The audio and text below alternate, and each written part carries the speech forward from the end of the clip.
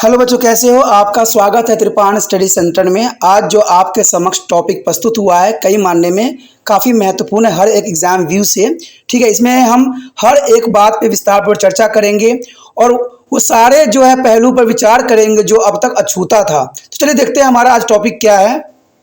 राष्ट्रीय एकीकरण तथा पंथ निरपेक्षता। ये चैप्टर बहुत काफ़ी महत्वपूर्ण है और ये जरूरी भी है, और इसमें हम राष्ट्रीय एकीकरण तथा पंथ निरपेक्षता के विषय में विस्तार पूर्वक चर्चा करेंगे। इसी के अंतर्गत हमारा पहला टॉपिक जो आया है राष्ट्रीय समकालन अर्थ एवं महत्व। देखिए, राष्ट्रीय समकालन का अर्थ जानना बहुत जरूरी है कि राष्ट्रीय एकीकरण का आखिर मतलब क्या होता है। तो ये जानने के लिए हमें थोड़ा समझना पड़ेगा कि आखिर राष्ट्रीयकरण होती क्या है। राष्ट्रीय समकालन का चर्चा करने से पहले इसका अर्थ समझ लेना बेहतर होगा, तभी जो है हम आगे इसको विस्तार पूर्वक समझ सकेंगे। इस पद में दो अर्थ है। राष्ट्र एक ऐसे देश को कहते हैं जहाँ की सामाजिक, आर्थिक और राजनीतिक संरचनाकृत होती हो। यानी देखा जाए तो राष्ट्र एक ऐसा देश होता है जहाँ पर सामाजिक और आर्थिक राजनीतिक संरचना पाई जाती है और वहाँ के लोगों में सामान्य इतिहास, सामान्य संस्कृति और मूल्य पर आधारित एकत्र भावना होती है। यानी लोगों में भी ऐतिहासिक तौर पर संस्कृति, मूल्य पर आधारित भावनाएं होती है। यही भावना लोगों को एक राष्ट्र के रूप में एक साथ लाती है। यानी देखा जाए तो हम भारत के हैं और हमें भारत का ही है। इसको साबित करने के लिए हमें भारत के प्रति सदैव ही जो है अपनी वफादारी, अपनी ईमानदारी का जो है सबूत देना पड़ेगा और ऐसे कोई भी गलत कार्य नहीं उठाना पड़ेगा जो भारत के जो है गरिमा पर ठेस पहुँचे। तब पता लगता है कि आप राष्ट्र के रूप में जो है चल रहे हो। सामान्य अर्थ में इसी भावना को राष्ट्रीय समकालन कहते हैं। यानी राष्ट्र के प्रति जो आपके भावना है वो ही राष्ट्रीय समकालन कहलाता है। कहते हैं बहुत से व्यक्ति जो थे आज़ादी में अपना महत्वपूर्ण योगदान दिए क्योंकि वो राष्ट्र को समझ गए थे और उन्होंने जान गए थे कि भारत एक है और हम सबको मिलकर जो है राष्ट्र के प्रति बलिदान देने को तैयार रहना चाहिए। तो ये राष्ट्र समकालन कहलाता है। राष्ट्रीय समकालन देश के नागरिकों में एक सामूहिक पहचान का बोध कराता है। यानी राष्ट्रीय समकालन का अर्थ ही यही होता है कि हम सब एक हैं और इसमें एकता की पहचान हमें कराता है। और इसका अर्थ यही है कि नागरिक विभिन्न समुदाय के हैं और उनकी जातियां भिन्न भिन्न हैं, उनका धर्म और उनकी संस्कृति भी अलग अलग है और वो अलग क्षेत्रों में रहते हैं तथा विभिन्न भाषाएं बोलते हैं, लेकिन वह सभी तरह से दिल से स्वीकार करते हैं कि वे एक है। और एक किस कारण से? क्योंकि उनका राष्ट्र एक है। भारत राष्ट्र सभी भाषा, धर्म, जाति, संस्कृति से अलग है क्योंकि हम भारत के निवासी हैं। इस तरह राष्ट्रीय समकालन का मजबूत एवं प्रगतिशील राष्ट्र निर्माण के लिए बहुत ही महत्वपूर्ण है। कहते हैं जिस दिन लोगों के में भाषा के अंतर्गत, धर्म के अंतर्गत, जातियों के अंतर्गत अलग भेदभाव पैदा हो गया, उस दिन भारत का जो है विखंडन हो जाएगा।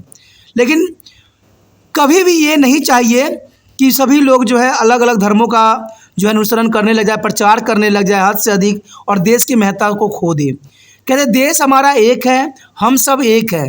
बेशक हमारे भाषा अलग अलग है, संस्कृति अलग अलग है, ठीक है, जातियां अलग अलग है, इवन कि हम क्षेत्रों में भी अलग निवास करते हैं, लेकिन फिर भी हम सब जो है भारत के निवासी हैं। और यही हमें राष्ट्रीय समकालन का जो है अर्थ को विशेष तौर से समझाने का यहाँ किया गया है।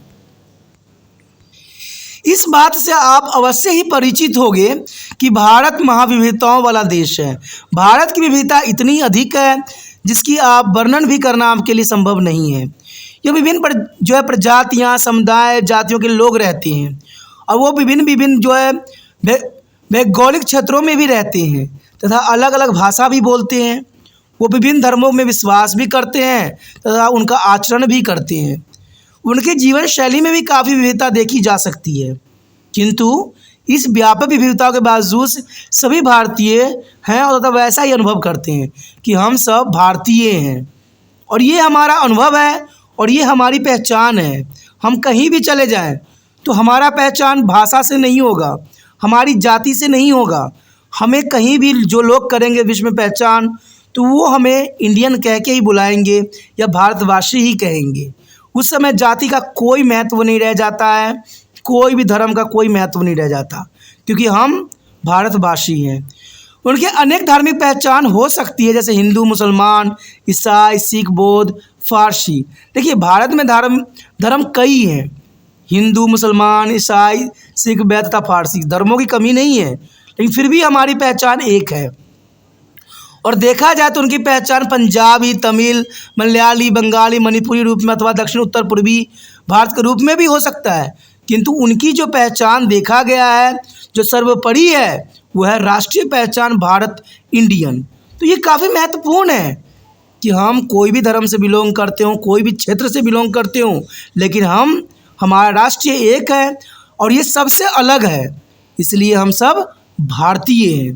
तभी कहा जा सकता है कि भारत की जो है महाविविधताओं वाला देश है और सदैव हमारा भारत इसी प्रकार चलता आ रहा है।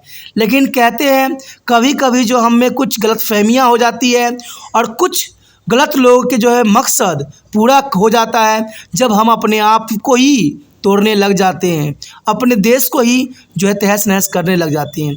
वो परिस्थिति बहुत दुखदायक परिस्थिति होती है और ऐसा परिस्थिति कभी ना आए, यही मेरी तमन्ना है। राष्ट्रीय समकालीन किसी भी ऐसे राष्ट्र के लिए अनिवार्य है जहां सामाजिक, सांस्कृतिक, धार्मिक, भाषागत, भौगोलिक विविधताएं हों। हमारे देश के लिए यह और भी अधिक अनिवार्य है क्योंकि हमारे देश में भौगोलिक और भाषाई विभिन्नताएं बहुत हैं, चाहे सामाजिक तौर पे हो, सांस्कृतिक तौर पे हो या धार्मिक हो, विभिन्नताएं हैं।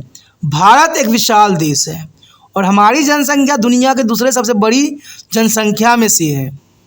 देखा जाए तो हमारा जो है जनसंख्या दुनिया का दूसरा सबसे बड़ी जनसंख्या है और यहाँ दुनिया के सभी प्रमुख धर्मों का आचरण होता है। यानी दुनिया में जितने भी धर्म फैले हुए हैं हर क्षेत्र में, सारे धर्म जो है भारत में ही मिलते हैं, जैसे हिंदू, इस्लाम, ईसाई, बौद्ध, जैन, सिख, फारसी। तो आप समझ सकते हो कि पूरे विश्व में जितने धर्म हैं वो सारे धर्म हमारे देश में ही मौजूद है। तो हमें मिलके ही बताना पड़ेगा पूरा विश्व को कि हम अलग धर्मों के बेशक ही हैं, लेकिन हमारी पहचान भारतवासी का है और हम भारतीय हैं। क्या आप धर्मों की पहचान नीचे देखे चित्र में उनके प्रतीकों से कर सकते हैं? हम देखेंगे नीचे प्रतीक भी देखेंगे और जानेंगे भी कि क्या ये धर्म की परिभाषा बताता है। भारत में लोग 1000 से भी अधिक भाषा बोलते हैं। भारत में देखा जाए तो यहाँ 1000 से भी अधिक भाषा बोली जाती है। पहनावे, खान पान की आदत तथा सामाजिक रिवाज में भी बहुत अधिक विविधता देखने को मिला है। हर क्षेत्र में चले जाइए वहाँ तरह तरह की विविधताएं पाई जाती है, तरह तरह के खान पान पहनावे मिलते हैं। तो भारत तभी तो विभिन्नताओं भरा देश है। भौगोलिक दृष्टि से भी हमारे देश में विविधता है। देखा जाए तो भौगोलिक दृष्टि से भी आप सोचिएगा कि भौगोलिक दृष्टि से कैसे है, तो आपको मैं बता दूं ऐसी स्थिति मौसम से संबंधित भी है। आप देखोगे कि भारत में कहीं रेगिस्तान है, तो कहीं बर्फ़ से ढका हुआ है, तो कहीं बरसात है, तो कहीं गर्मी है। तो समझ सकते हैं कि भारत में कितनी विभिन्नताएं हैं, चाहे वो धर्म में हो, चाहे भाषा में हो, चाहे भौगोलिक दृष्टि से हो। हर क्षेत्र में भारत जो है विभिन्नताओं का जो है अपने ऊपर रखा है और ऐसा विभिन्नताएं आपको किसी भी देश में देखने को नहीं मिलेगा। कहते हैं किसी भी देश में चले जाइए वहाँ तो एक या तो बर्फीली क्षेत्र होगा या गर्मी या सर्दी वाला क्षेत्र होगा, लेकिन इतनी विभिन्नताएं कहीं भी आपको नज़र नहीं आएगी। और इन विविधताओं के बावजूद भारत एक राजनीतिक अस्तित्व है। हम लोगों को एक दूसरे के साथ शांतिपूर्ण एवं सह अस्तित्व बनाए रखना पड़ता है, तभी तो भारत अनेकता में एकता का रूप धारण करता है। लेकिन देखा गया है कुछ समय से भारत में अशांति बनी रही है, अशांति का जो दौर है चलती आ रही है। तो ये कहीं ना कहीं जो है राजनीतिक जो है उल्लू सीधा करने का एक तरीका है, लेकिन ऐसा नहीं होना चाहिए। अपने भारतीय साथियों के धर्मों तथा उनकी संस्कृति का आदर करना पड़ता है। हमारे देश में बहुत से ऐसे महत्वपूर्ण लोग हैं जो सभी धर्मों को सामान्य आदर करते हैं, सामान्य संस्कृति का आदर करते हैं, जो सही है। कहते हैं हम बेशक ही हमारे धर्म अलग हैं, लेकिन हमें इस बात को हमेशा याद रखना चाहिए कि दूसरे धर्म के व्यक्ति भी बहुत सारे होते हैं और वो अपने धर्म को जो है बहुत ही निष्ठा प्रेम पूर्वक जो है आदर करते हैं। तो हमें दूसरे के धर्मों को जो है निरादर नहीं करना चाहिए, हमें आदर करना चाहिए। नहीं कुछ हो सके तो अपना सर झुका लेना चाहिए, क्योंकि उनको मानने वाले उनके बहुत से जो है अनुयायी होती हैं। यह तभी संभव है जब सभी सही अर्थों में राष्ट्रीय समकरण साकार हो, और ये तभी होगा जब हर एक भारतीयों को जो है अपने देश के गौरव पे विश्वास हो और अपने देश के पे गौरव हो।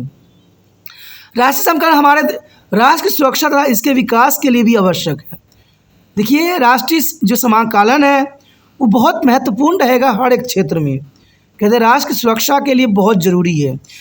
हमने देखा भी है कि राष्ट्र की सुरक्षा इन्हीं कारणों से जो है खंडित हुई है और कई बार दंगे फसाद का जो है भारत में घर हो गई है।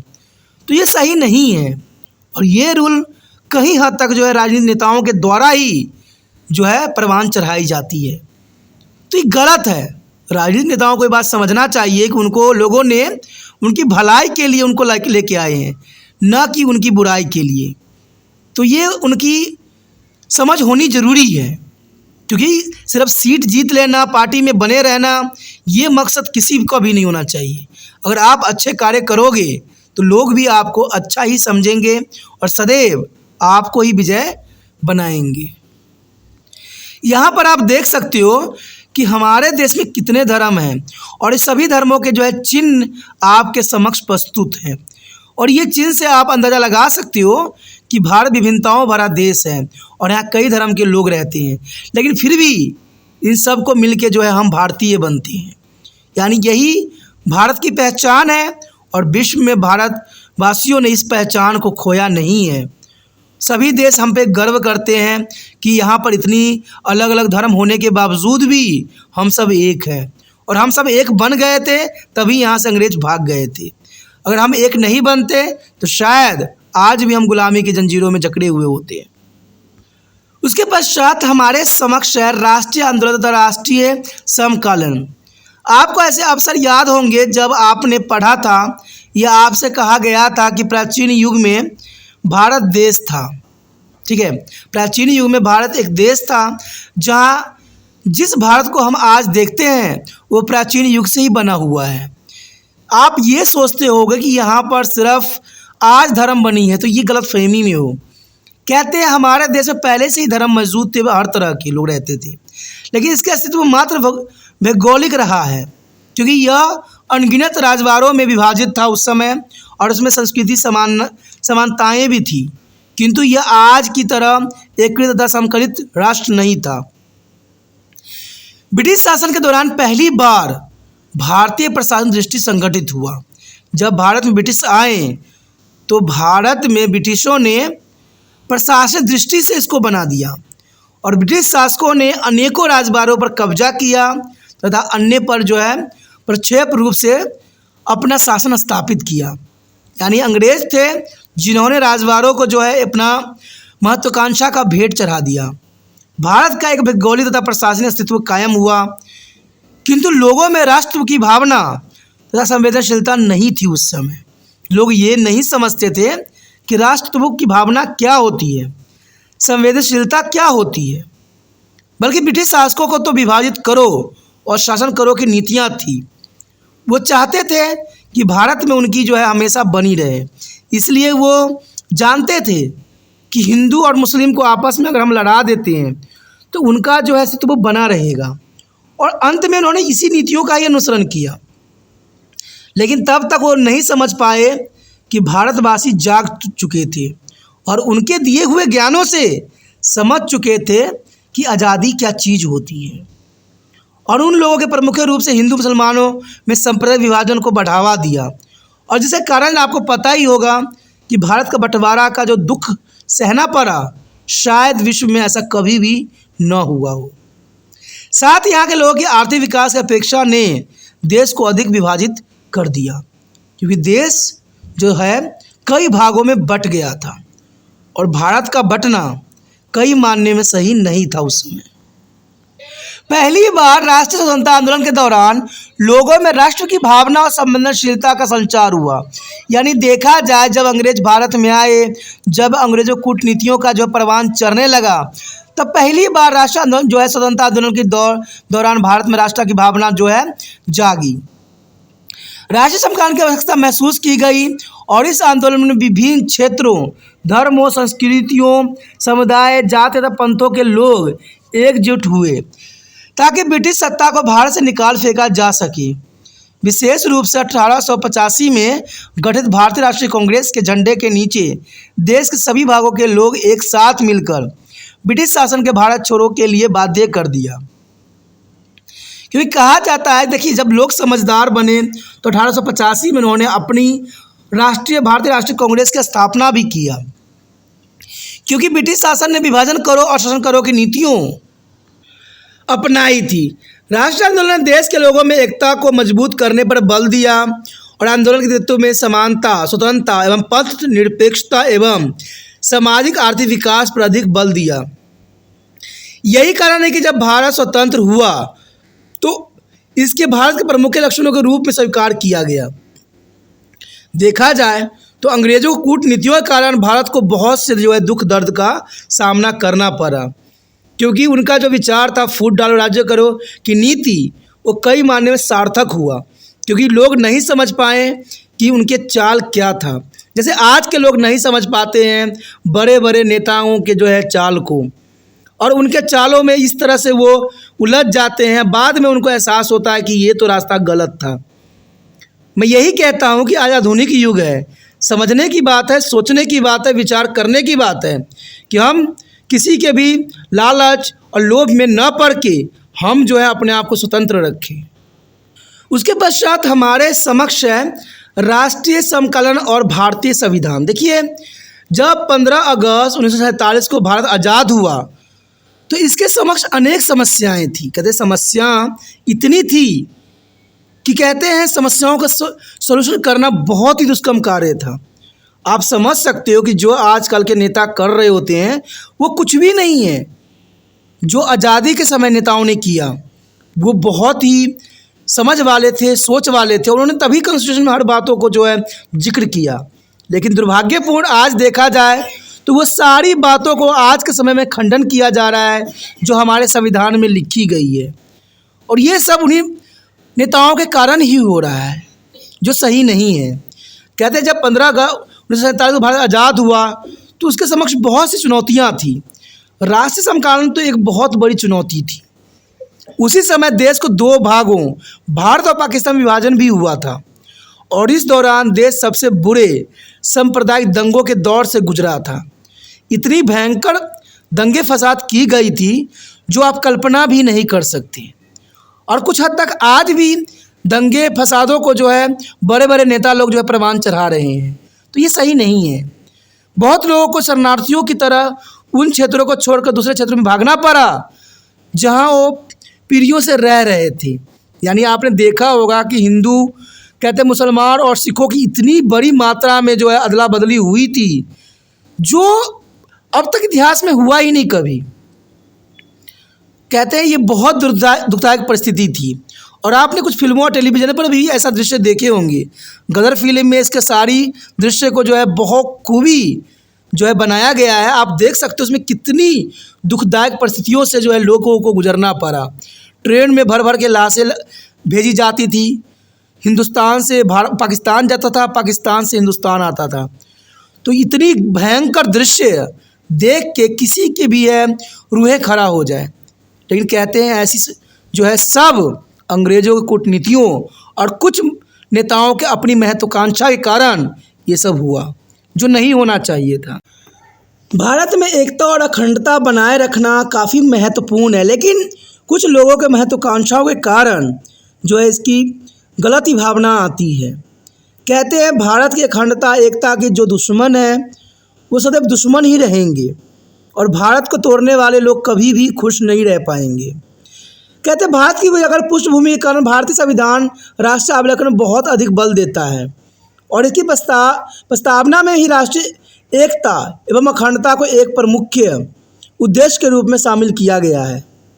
यानी देखा जाए तो इसके प्रस्तावना में ही राष्ट्रीय एकता और अखंडता को एक प्रमुख उद्देश्य के रूप में शामिल किया है और यह भी प्रावधान किया गया है कि भारत की संप्रभुता तथा एकता एवं अखंडता की रक्षा करना तथा उन्हें अक्षुण्ण बनाए रखना प्रत्येक नागरिक का कर्तव्य है। यानी देखा जाए तो भारत की संप्रभुता और एकता को अखंडता की रक्षा करना काफ़ी महत्वपूर्ण है और ये प्रत्येक नागरिक का कर्तव्य होना चाहिए। संविधान देश की विविधता का आदर करते हुए देश की एकता अखंडता को सुनिश्चित करने का भी प्रयास सदैव करते रहना होगा। इसलिए संविधान में एक मजबूत केंद्र वाली संघीय व्यवस्था का प्रावधान किया गया है और इसके विषय में हमने पिछले चैप्टर में पढ़ा है। अगर पिछला वीडियो आपने नहीं देखा है तो हर एक वीडियो को अच्छे से समझिए, देखिए, तभी जो है आपको हर बात क्लैरिटी के साथ समझ में आएगा, क्योंकि एक चैप्टर दूसरे चैप्टर से लिंक होता है और ये जरूरी है। आगे हमारे समक्ष आया है राष्ट्रीय समकालीन की चुनौतियाँ। ये काफ़ी महत्वपूर्ण रहने वाला है। राष्ट्रीय समकालीन की कौन कौन सी चुनौतियाँ हैं जो बहुत ही जो है प्रॉब्लम कर रहा है भारत के लिए। जैसा कि हम लोगों ने देखा है स्वतंत्रता प्राप्ति के तुरंत बाद भारत के समक्ष राष्ट्रीय समकालीन की अनेक चुनौतियाँ थीं। यद्यपि उन समस्याओं का समाधान करने के अनेक उपाय भी किए गए। चुनौतियाँ जारी है और उसमें सबसे अधिक महत्वपूर्ण चुनौतियाँ जो हम आगे करने वाले हैं, उन चुनौतियों को जो है समाधान करना भारत के लिए प्रमुखता है। तो चलिए देखते हैं पहली राष्ट्रीय समकालीन चुनौतियाँ क्या है। सबसे प्रथम जो है हमारे समक्ष आया है राष्ट्रीय चुनौतियों के अंतर्गत सांप्रदायिकता। सांप्रदायिकता जो है बहुत बड़ी आग है और इस आग को लगाने वाला भी जलता है और जो इस आग में झुलसता भी है। तो कहते हैं कि बहुत ही महत्वपूर्ण टॉपिक रहने वाला है।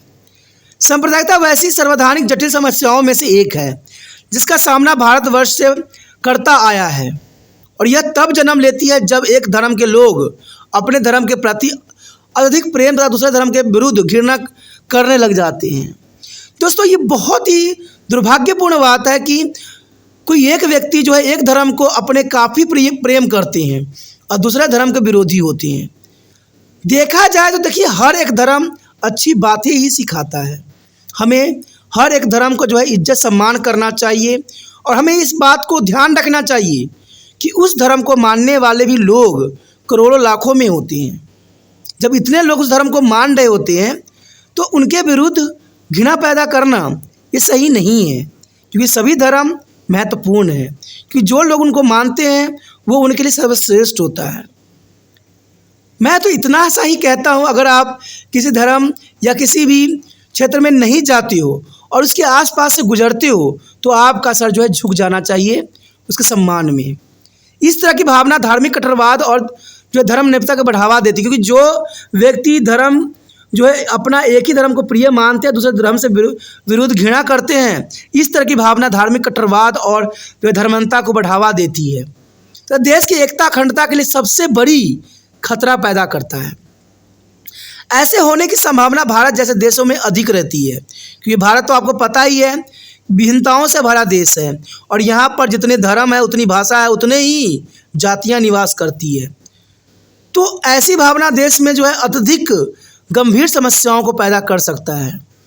भारत स्वतंत्रता प्राप्ति के समय ऐसे ही सांप्रदायिकता से परेशान है और हम यह जानते हैं कि ठीक स्वतंत्रता प्राप्ति के समय हम लोगों को सबसे खराब सांप्रदायिक दंगे का सामना करना पड़ा था।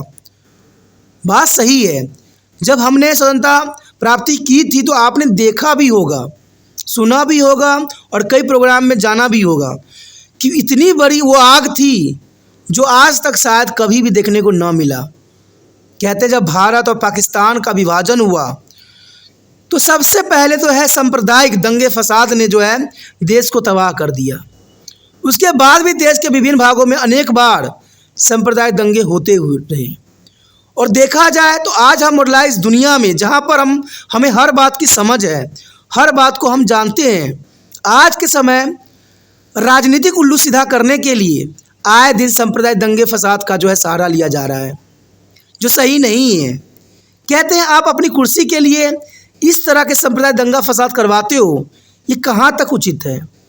और मैं तो हर एक नागरिक को यही बात कहता हूँ कि इस तरह के सांप्रदायिक दंगों से आप 100 किलोमीटर दूर ही रहो तो ही अच्छा है।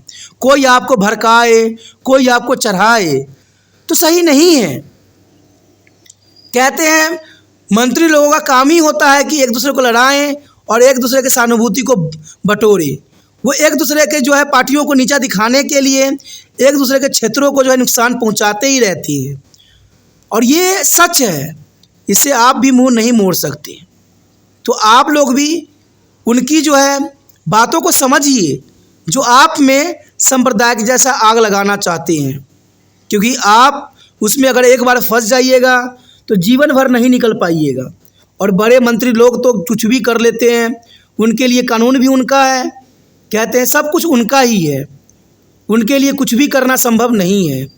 आपने देखे भी होंगे, आए दिन लोगों पे गलत गलत इल्ज़ाम लगाए जाते हैं, नेताओं पे, वो जेल में भी जाते हैं और कुछ दिन के बाद वो छूट के आराम से फिर राजनीति में संलग्न हो जाते हैं। तो वो तो बड़े लोग हैं, आप लोग आम नागरिक हो और आम नागरिकों को इन जो है चाल पुलिसियों में नहीं पड़ना चाहिए। और संप्रदाय दंगा से तो कहते हैं 100 किलोमीटर दूर ही रहना चाहिए। उसके बाद दूसरी जो है सबसे गंभीर समस्या है क्षेत्रवाद।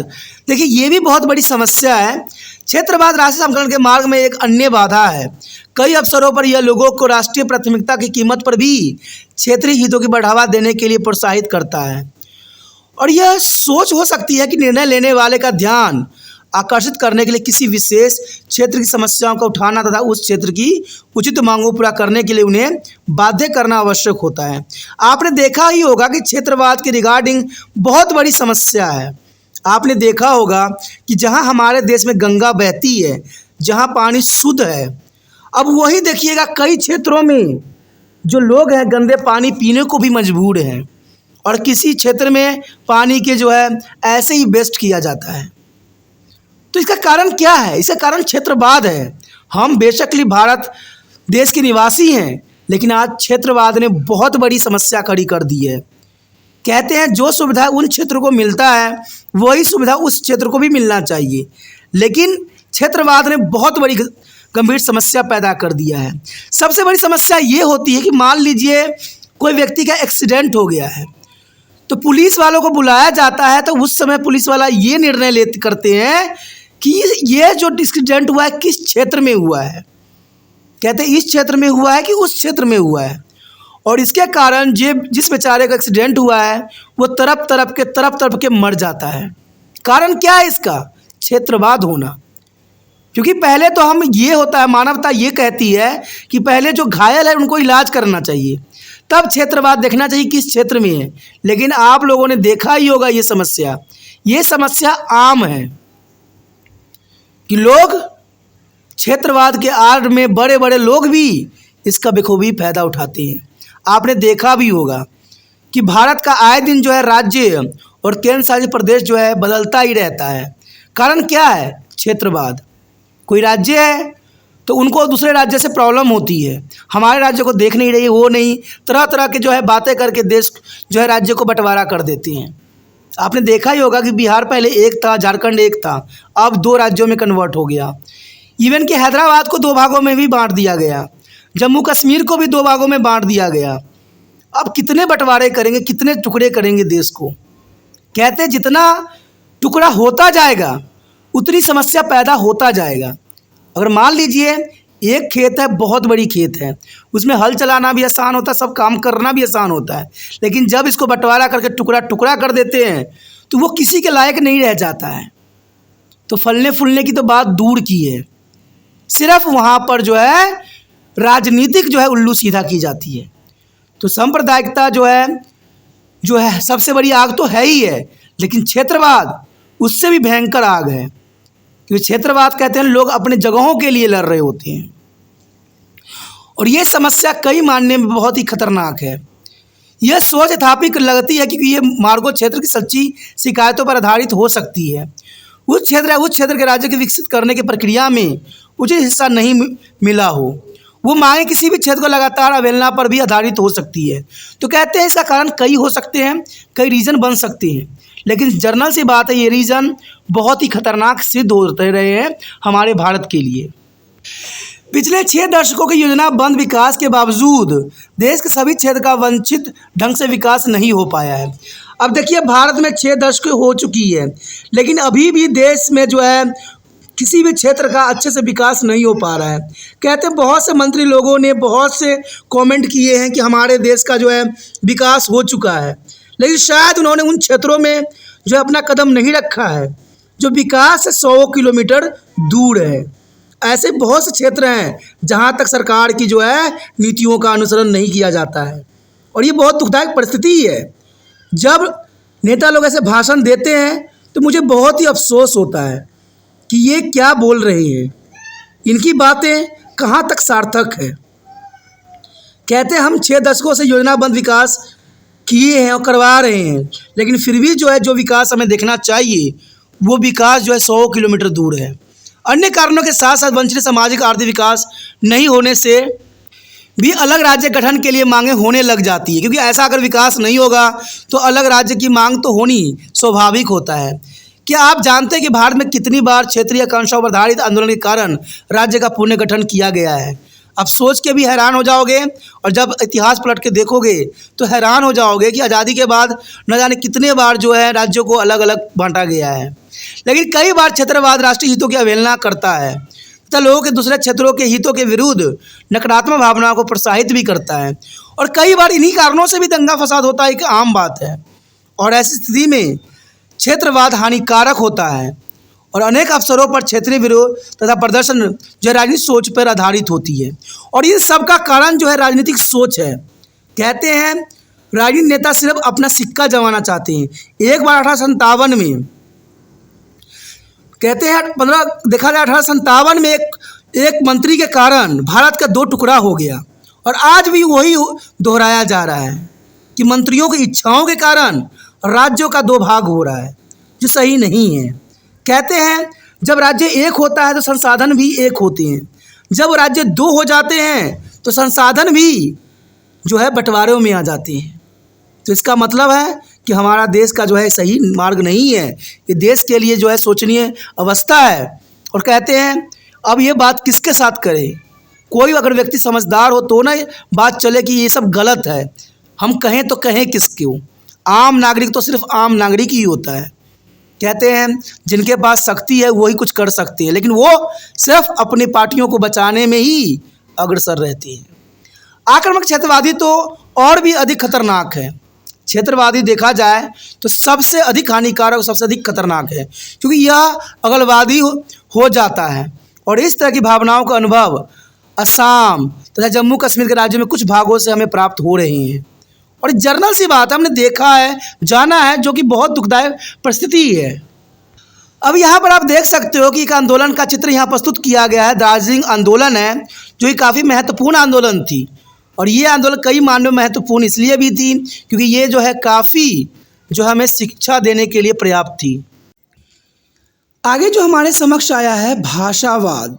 भाषावाद भी कहते हैं भारत के लिए बहुत बड़ी समस्या उत्पन्न किया है।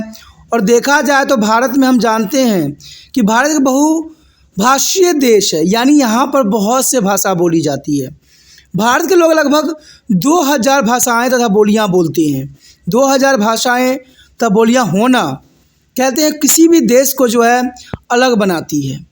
और इस बहुलतावादी का कई अवसरों पर विशेष रूप से स्वतंत्रता के बाद के प्रारंभिक दशकों में नकारात्मक उपयोग भी हुआ है। भाषा के अंतर्गत बहुत से लोगों का जो है विचारधारा प्रमाण चढ़ा है और देश का जो है उन्होंने खंडन भी किया है। प्रत्येक देश को एक सामान्य राज्य भाषा की आवश्यकता होती है, लेकिन भारत के लिए ऐसा करना आसान नहीं रहा, क्योंकि हर क्षेत्र में कई तरह के भाषा बोलने वाले लोगों का भरमार था। जब संविधान सभा में यह संस्तुति की गई कि हिंदी को भारत की राज्य भाषा के रूप में स्वीकार किया जाए, तो लगभग सभी गैर हिंदी भाषी क्षेत्रों में प्रतिनिधियों ने इसका विरोध किया।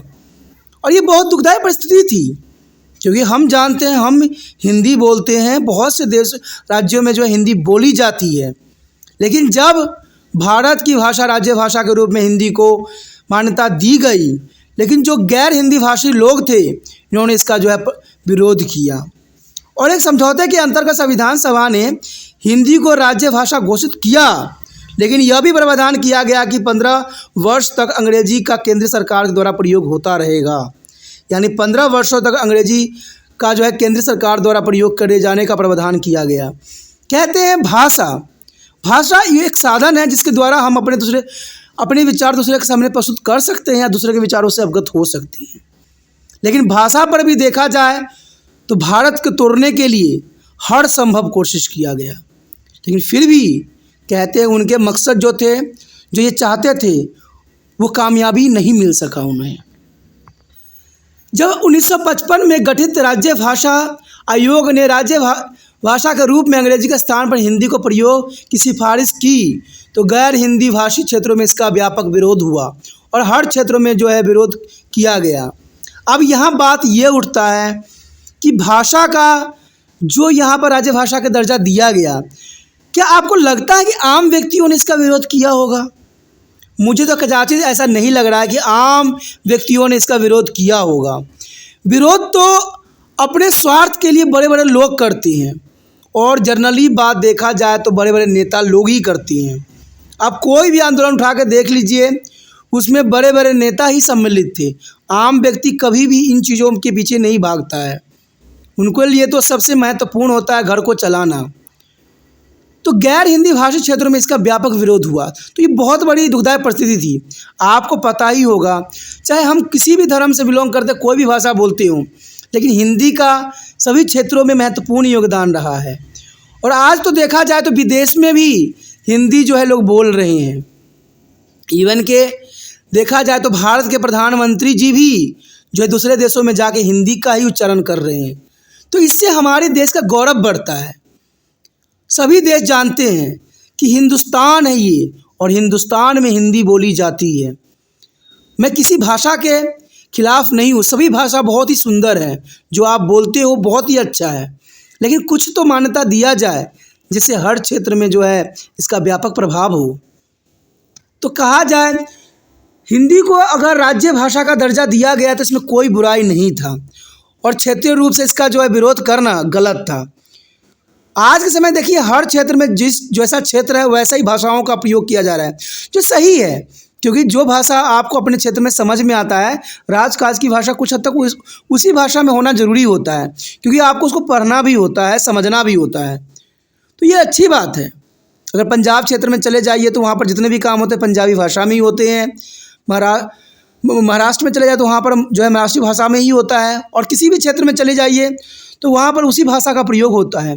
तो ये मान्यता देता है, अच्छी बात है, कहते हैं बुराई नहीं है इसमें, क्योंकि वो बातें आपको समझना है। लेकिन विरोध प्रदर्शन होना, किसी को तो हमें राज्य भाषा का दर्जा तो देना ही पड़ेगा। और आपको पता है हिंदुस्तान कहते हिंदी के लिए ही जाना जाता है, तो हिंदी को राज्य भाषा का गौरव देना गलत नहीं था।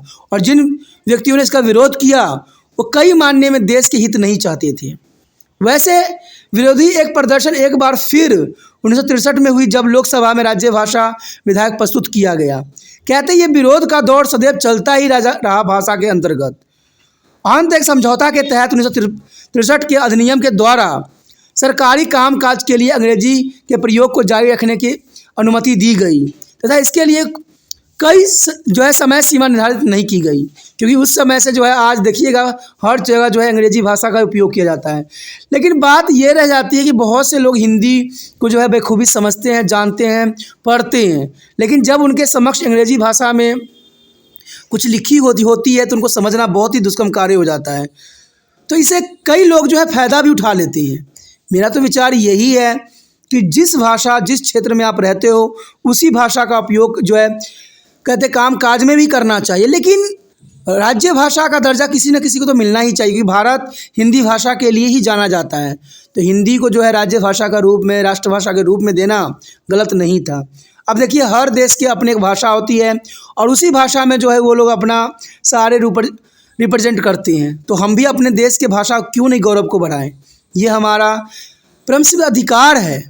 और देखा जाए कुछ वर्षों में भारत के बहुत से प्रतिनिधियों ने हिंदी भाषा का जो है विदेशों में भी काफ़ी जो है प्रसिद्धि दिलाई है।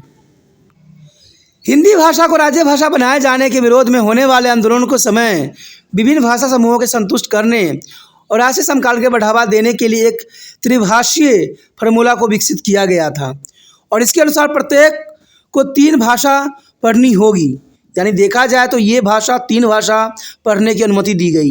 हिंदी तथा अंग्रेजी के अलावा एक आधुनिक भारतीय भाषा को पढ़ाए जाने की व्यवस्था भी हुई। आप देख लीजिए किसी भी क्षेत्र में चले जाइएगा वहाँ पर सभी बच्चों को 3 भाषाएं पढ़ाई जाती है। हिंदी भाषा तो होती है, इंग्लिश भाषा अंग्रेजी भाषा तो होती है, प्लस अगर आप किसी क्षेत्र में निवास करते हो, बिहार साइड होते हो तो आपको जो है वहाँ पर संस्कृति पढ़ना पड़ेगा, पंजाब साइड हो तो पंजाब भी पढ़ना ही पड़ेगा। यानी 3 भाषा को जो है यहाँ पर लेके चलाया गया, जो कि बहुत अच्छी प्रावधान किया गया। इसके साथ हिंदी भाषी क्षेत्र में हिंदी तथा अंग्रेजी के अलावा आधुनिक भारतीय भाषा के रूप में किसी भी दक्षिण भारतीय भाषा को बढ़ाने पर प्राथमिकता दी जाएगी। तो ये काफ़ी महत्वपूर्ण थी। और देखा जाए तो आज इसका फ़ायदा भी बहुत से जो है राजनीतिक नेता भी उठा रहे हैं। बहुत से रूल रेगुलेशन ऐसे बना रहे हैं कि अगर आप जिस क्षेत्र में रहते हो, अगर उस भाषा का अगर आपने पढ़ा नहीं है या आपने इसका जो है सर्टिफिकेट हासिल नहीं किया है तो उस क्षेत्र में आपको नौकरियां नहीं दी जाएगी। तो देखिए, कहते हैं लोग जो है इस पर राजनीति करना छोड़ते नहीं हैं। उनको तो सिर्फ एक मौका चाहिए राजनीति करने के लिए। कहते हैं हम भारतवासी हैं, हम किसी भी क्षेत्र में जॉब करने का अधिकारी रखते हैं। लेकिन आज के समय में नौकरियां भी क्षेत्रवाद के अंतर्गत दी जा रही है, जो गलत है। कहते हैं हर व्यक्तियों को हर क्षेत्र का रक्षा करने का प्राथमिक अधिकार है, क्योंकि उसका हर एक क्षेत्र, हर कोई एरिया क्योंकि भारत का ही है। तो भारत में है तो क्षेत्र में रक्षा करना जाना कोई गलत नहीं है, लेकिन फिर भी जो है आज मौका नहीं दिया जा रहा है।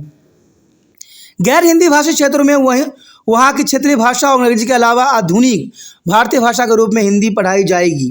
तथापि ये फार्मूला को जो है विश्वविद्यालय पाठ्यचर्या में सम्मिलित करने का प्रयास भी किए गए, लेकिन इसका पूर्ण कार्यान्वयन अभी तक नहीं हो पाया है। तो ये बहुत ही दुष्कर्म परिस्थिति है। देखा जाए तो 8th क्लास तक तो ऐसे संभव हुआ है, लेकिन बाद में सरकारों ने बच्चों के ऊपर छोड़ दिया कि इस भाषा को, कौन सी भाषा को आगे लेकर चलेंगे। अंग्रेजी तो अनिवार्य था, लेकिन हिंदी जो है ऑप्शनल भी हो गया है। कहते हैं कुछ रूल रेगुलेशन सही है तो कुछ लोगों की जो है गलत नीतियों के कारण जो है इसको गलत दे दिया गया बातें।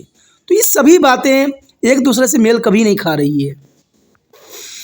इधर भी भाषा पर आधारित राज्य की मांगों को 1956 में किए गए राज्यों के पुनर्गठन के समय व्यापक तौर पर पूरा किया गया और देश के कुछ भागों में अभी भी इसके अंतर्गत आंदोलन चल रहे हैं। कहते हैं जो आंदोलन चलाई जाती है अपने स्वार्थ के लिए, वो आंदोलन कभी भी सार्थक सिद्ध नहीं हो सकता। हमने देखा है ऐसे बहुत से आंदोलन थे, सिर्फ लोगों ने अपने मकसद को पूरा करने के लिए जो है बड़े बड़े लोगों को जो हथियार बनाया, जो सही नहीं है। और उनका मकसद आज कामयाब भी है, वो बड़े बड़े नेता भी आज बन चुके हैं, लेकिन ये सही नहीं था। वैसे आंदोलन राष्ट्रीय समीकरण के लिए अनेक चुनौतियां पैदा करते हैं। कहते हैं कोई भी आंदोलन होती है वो देश की भलाई में कभी नहीं होती है, सिर्फ वो अपने मकसद को पूरा करने के लिए जो है आम लोगों को हथियार बनाती है। मैं तो यही बात कहता हूँ भारतीय नागरिकों को कि कोई भी आंदोलन में जाने से पहले उसका मकसद, उद्देश्य और क्या ये देश कल्याण के हित में है, फिर ही आप अपना पैर उठाइए।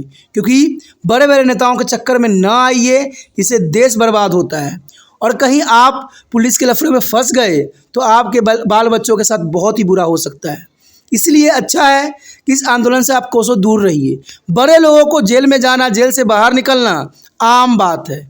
मुझे तो ऐसा लगता है कि बड़े लोगों का तो घर होता है, कभी जाते हैं तो कभी आते हैं, कभी उन पर केस बनाई जाती है तो कभी उनको छोड़ दिया जाता है, बाइज्जत बरी कर दी जाती है।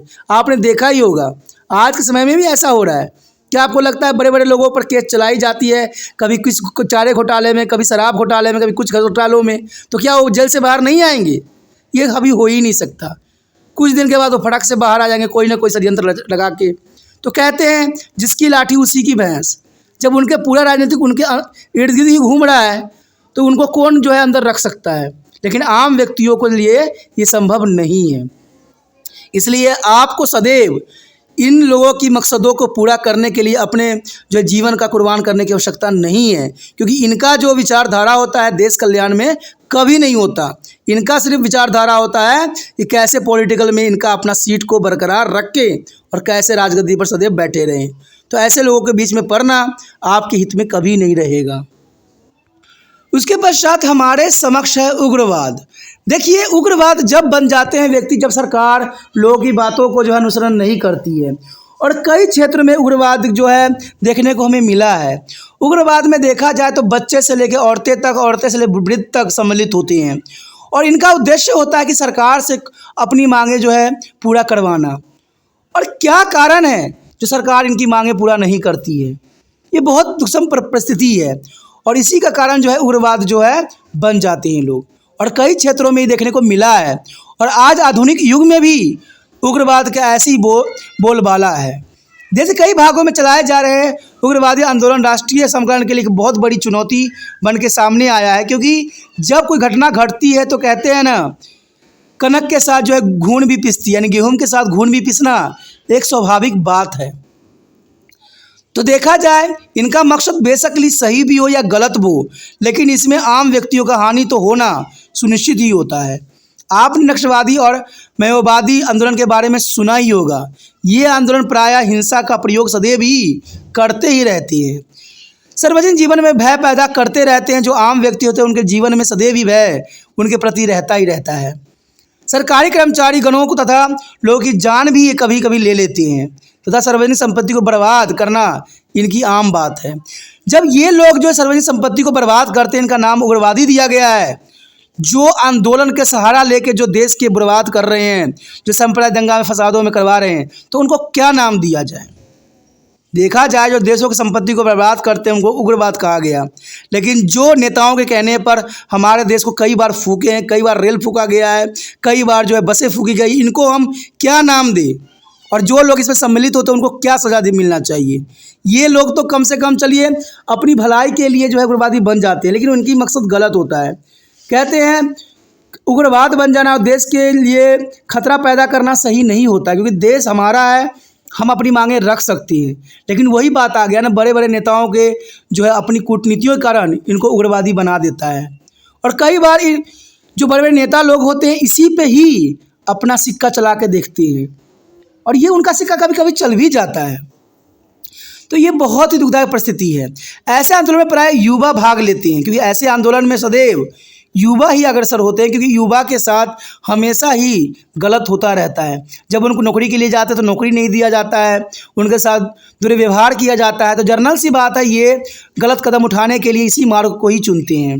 युवाओं के द्वारा हथियार उठाने का आधारभूत कारण उनकी सामाजिक आर्थिक विकासों से वंचित रखने की लगातार बनी स्थिति है, क्योंकि आपको पता है कि भारत में युवाओं को जो है रोजगार नहीं मिल रही है, और सरकार बार बार जब इलेक्शन लड़ती है तो एक ही जो है आश्वासन देती है कि हम जॉब के ऑप्शन निकालेंगे, जॉब के ऑप्शन निकालेंगे। निकालती भी है, लेकिन पैसों के हार में जो है वो अपना ही खेल खेलती रहती है। तभी तो देखा जाए, आज देखा जाए तो आधे से अधिक युवा जो हैं कहते हैं उनके पास कोई जॉब नहीं है, और ये लोग भूखे भी रह जाते हैं कई कई दिन। अब ऐसे युवाओं के साथ क्या करेंगे? वो गलत ही कदम उठाने लग जाएंगे फिर। तभी तो देखा जाए भारत में जो है आतंकवादी गतिविधियां सदैव बनी रहती है, क्योंकि इसका फ़ायदा जो है दूसरे देश उठा रहे हैं। जब बेरोजगारी रहेगी, कहते हैं भूख की समस्या रहेगी, तो जर्नल सी बात है दूसरा देश फ़ायदा उठा ही लेगा। क्योंकि आज लोगों को बरगलाने का काम सिर्फ राजनीतिक नेता नहीं करते हैं, दूसरे लोग भी कर सकते हैं, आतंकवादी भी कर सकते हैं।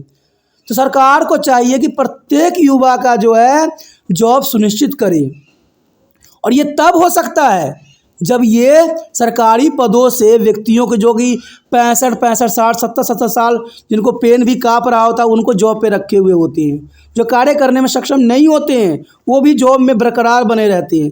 ऐसे लोगों को थोड़ा सा रिलैक्सेशन देना चाहिए, क्योंकि उनके जगह पर उन्हीं के बच्चे जो है आगे कार्यसर हो सकते हैं। आप देखिए कोई भी विभाग में कहते हैं वहाँ पर इतने वृद्ध लोग नज़र आते हैं जिनसे पेन तक भी संभल नहीं पाता है। जब ऐसे लोग रहे काम पे लगेंगे तो युवा व्यक्ति जर्नल सी बात है इधर उधर ठोकर ही खाएंगे। तो ये बहुत बड़ी जो है यहाँ पर समस्या खड़ी हो गई है, और इन्हीं के कारणों से जो है आज नौयुवक जो है ये रास्ते अपना लेते हैं। तो ये गलत है, सरकार को इस बात को सोचना चाहिए। और देखा जाए तो इसके अतिरिक्त दैनिक अपमान, न्याय का नहीं मिलना, मानवाधिकार का उल्लंघन, विभिन्न प्रकार के शोषण तथा राजनीतिक अहिष्य पर बने रहने वाले नक्सलवादी आंदोलन में शामिल हो जाने के प्रेरित करते रहते हैं। और इसका कहीं ना कहीं कारण राजनीतिक ही होती है। अगर वो सभी व्यक्तियों को जो है जॉब सुनिश्चित कर दें, सभी को जॉब मिल जाए, तो जर्नल सी बात है कोई माओवादी नहीं बनेगा, कोई आतंकवादी नहीं बनेगा, कोई भी नक्सलवादी नहीं बनेगा, और कोई भी आंदोलन भारत में नहीं होगा। जब ये सब नहीं होगा तो जर्नल सी बात है भारत जो है अपनी जो है तरक्की के उस राह पे पहुंच जाएगा जिसे विकसित कहते हैं। जो भी इस तरह के उग्रवादी आंदोलन प्रभावित क्षेत्र में कानून और व्यवस्था था वहाँ के लोगों द्वारा शांतिपूर्ण जीवन यापन के लिए सदैव खतरा रहता है। तो जनरल सी बात है, जब खतरा लोगों पर अपनी पर बनने गया तो जनरल सी बात है ये आम व्यक्तियों को भी जो है मौत के घाट उतार देते हैं। तो क्या किया जाए, सब बात घूम फिर के तो राजनीतिक नेताओं पे ही आता है कि वो लोग वादा तो करते हैं लेकिन इनको जॉब प्रोवाइड्स नहीं करते। खाली मन जो होता है सदैव शैतान का घर होता है। सरकार को चाहिए कि इन युवाओं को जो है जॉब सुनिश्चित करे। अब इस चित्र में आप भली भांति देख सकते हो कि इस चित्र में जो है ये जंगल में नक्सलवादी जो है अपना जीवन यापन करते हैं। और इस चित्र में ये भी आप देख रहे हो कि विशेष तौर पे कि यहाँ पर सिर्फ पुरुष ही नहीं हैं, स्त्रियाँ भी इसमें संलग्न हैं। तो ये बहुत बड़ी दुखदायक परिस्थिति पैदा कर रही है। कहते हैं सब चीज़ सुनिश्चित करना जरूरी है और भारत में इस तरह की गतिविधियों को हटाना सरकार की प्राथमिकता होना चाहिए। उसके पश्चात हमारे समक्ष है राष्ट्रीय समकालीन को बढ़ावा देने वाले कारक। देखिए काफ़ी महत्वपूर्ण है। यद्यपि उपयुक्त चुनौती अभी भी कायम है लेकिन कुछ ऐसे महत्वपूर्ण कारक है जो राष्ट्रीय समकालीन के ठोस आधार प्रदान करते हैं। तो वो सबसे महत्वपूर्ण पहला यही बात आता है कि संवैधानिक प्रावधान होना काफ़ी महत्वपूर्ण हो जाता है। जैसा हमने देखा है कि जो राष्ट्रीय समकालीन को बढ़ावा देने तथा इसे सुनिश्चित करने के लिए संविधान में कई प्रावधान किए गए हैं। संविधान समाजवाद और पंथ निरपेक्षता, लोकतंत्र, स्वतंत्रता और समानता, न्याय और मधुरता के भारतीय राजनीतिक पद्धतियों को उद्देश्य के रूप में स्वीकार करता है। राज्य के 3 निर्देशक तत्व जो है न्याय संगत आर्थिक विकास करने और सामाजिक भेदभाव का उन्मूलन करने तथा अंतर्राष्ट्रीय शांति एवं सुरक्षा को बढ़ावा देने के लिए राज्य को निर्देश देता है। संवैधानिक प्रावधान काफ़ी महत्वपूर्ण है लेकिन इसमें चला जाए तो न, इसमें से भी अधिक महत्वपूर्ण यह भी बात आती है कि विभिन्न संस्थाओं और प्रक्रिया में संबंधित प्रावधान राष्ट्रीय समकालीन की जरूरतों को ध्यान में रखकर किए गए हैं। कहते हैं बनाए तो गए हैं, हमारे सारे प्रावधान हुए हैं लेकिन इस प्रावधानों को जो है निष्पक्षतापूर्ण लागू करना संभव नहीं किया गया है। क्योंकि अगर इनको हम संवैधानिक प्रावधान करें तो सभी लोगों को जो है जॉब सुनिश्चित होगा, सारे लोग जो है अपने काम में संलग्न रहेंगे। तो देशव्यापी जो गलत गतिविधियाँ होती है शायद वो गलत गतिविधियाँ नहीं हो पाएगा। उसके पश्चात हमारे समक्ष है सरकारी पहल। राष्ट्रीय समकालीन को बढ़ावा देने के लिए सरकार द्वारा पहल किए गए हैं और राष्ट्रीय समकालीन में संबंधित मुद्दे पर विचार विमर्श करने तथा उपयुक्त कदम उठाने की अनुशंसा करने के लिए भी राष्ट्रीय एकता परिषद का गठन किया गया। देखिए रूल रेगुलेशन सभी क्षेत्रों में बनाए गए हैं लेकिन देखा जाए तो इन रूल रेगुलेशन को जो है मानना और मनमाना ये दुष्कर्म कार्य है। एक ही योजना आयोग पूरे देश में आर्थिक विकास के लिए योजना बनाता है तो दूसरा चुनाव आयोग जो है चुनाव करवाता है। तो देश में देखिए 2 तरह के आयोग हैं। एक तो है योजना आयोग है जो है विकास के लिए योजना बनाती है और एक चुनाव आयोग है जो देश में शांतिपूर्ण चुनाव करने के लिए सदैव अग्रसर रहती है। उसके पश्चात हमारे समक्ष आता है राष्ट्रीय त्यौहार एवं प्रतीक। राष्ट्रीय त्यौहार एक महत्वपूर्ण जो है समकक्ष शक्ति की तरह कार्य करता है। स्वतंत्रता दिवस, गणतंत्र दिवस और गांधी जयंती जैसे राष्ट्रीय त्यौहार सभी भारतीयों द्वारा देश के सभी भागों में मनाए जाते हैं क्योंकि भारत में राष्ट्रीय त्यौहार का होना एक प्रतीक है और एक होने का सबसे बड़ा गौरवपूर्ण स्थिति होती है। जब हम स्वतंत्रता दिवस पे धर्म, जाति, धर्म और भाषाओं को छोड़ के जो है अपने देश की आज़ादी पे जो है जश्न मनाते हैं। चाहे गणतंत्र दिवस देख लीजिए और हमारे राष्ट्रीय पिता गांधी जी की जयंती जो मनाई जाती है वो भी एक राष्ट्रीय त्यौहार के रूप में मनाई जाती है। राष्ट्रीय त्यौहार सभी भारतीयों द्वारा देश के सभी भागों में मनाए जाते हैं, चाहे उनकी भाषा, उनकी धर्म, उनकी संस्कृति कुछ भी हो, ये देश के लिए एक हो जाती हैं। हम लोग प्रत्येक वर्ष जो है 19 नवंबर को राष्ट्रीय एकता दिवस मनाते हैं क्योंकि हम एक हैं। तो एकता दिवस भी हमारे लिए जो है 19 नवंबर को मनाया जाता है तथा शपथ लेते हैं कि एक दिन को एकता दिवस भी कहा जाता है कि हम सब एक हैं, हम एक भारतीय हैं। इसके अतिरिक्त राष्ट्रीय ध्वज, राष्ट्रीय गान, राष्ट्रीय प्रतीक भी यह याद दिलाती है कि हम सबकी पहचान एक ही है। हम कहीं भी चले जाएं, हमें भारतीय के रूप में ही लोग जो है रिप्रेजेंट करेंगे। इसलिए इन प्रतीकों के प्रति उचित आदर दिखाने की हमें महत्वपूर्ण मानते हैं। ये सभी हमारी सामान्य राष्ट्रता की याद दिलाते हैं और ये दिलाते ही रहेंगे। इसलिए हम सबको शपथ लेना चाहिए कि हम सब एक हैं, एक धर्म के हैं। मैं सत्यनिष्ठा से देश की स्वतंत्रता और अखंडता की सुरक्षा रखने तथा मजबूत बनाने के लिए समर्पण के साथ काम करने की शपथ लेता हूँ। ऐसा विचारधारा हमारे मन में होना चाहिए। मैं और आगे प्रतिज्ञा करता हूं कि मैं कभी भी हिंसा का सहारा नहीं लूंगा। धर्म, भाषा, क्षेत्र और अन्य राजनीतिक और आर्थिक शिकायतों संबंधी सभी मतभेद और विवाद शांतिपूर्ण और संवैधानिक साधनों द्वारा सुलझाने लिए जाने चाहिए। ये हमारा राष्ट्रीय शपथ ग्रहण है जो हर एक व्यक्तियों को जो है शपथ दिलाई जाती है और हमें इसमें अखंडता और भारत की सुरक्षा को जो है हमें सुनिश्चित करना होता है। उसके पश्चात हमारे समक्ष है अखिल भारतीय सेवा तथा अन्य कारक। देखिए, अखिल भारतीय सेवा अगर देखा जाए तो आईपीएस, यूपीएस बहुत से ऐसे एग्जामिनेशन हैं जो भारतीय सेवाओं के लिए दिया गया है। एक न्यायिक व्यवस्था, डाक, रेडियो, टेलीविज़न एवं इंटरनेट सहित संचार तंत्र भारत की राष्ट्रीय एकता और अखंडता को काफ़ी बढ़ावा देता है।